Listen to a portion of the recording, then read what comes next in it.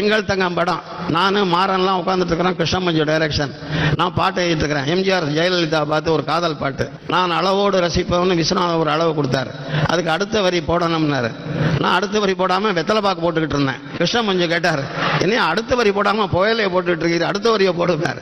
நான் அளவோடு ரசிப்பவன் அளவோடு ரசிப்பேன், எனக்கு ஒன்றும் வரல. கலைஞர் அப்பதான் வந்தார். மாறன் சொன்னார், மாமா வராரியார். வந்தார், என்னையா வேலையே பாட்டை எழுதுகிற அப்படின்னாரு. இல்ல அளவோடு ரசிப்பவன், அதுக்கு அடுத்த வரி புரியல. விசு டியூனா வாசினார். நான் அளவோடு ரசிப்பவன். உடனே அடுத்த வரி சொன்னார், எதையும் அளவின்றி கொடுப்பவன். எம்ஜிஆர் எழுதினார் பாட்டு. எம்ஜிஆருக்கு கலைஞர் எழுதிய பாட்டு. நான் அசந்து போயிட்டேன். நான் 1 மணி நேரமா வெத்தலா போட்டு கண்ணமெல்லாம் வீங்கி போச்சு.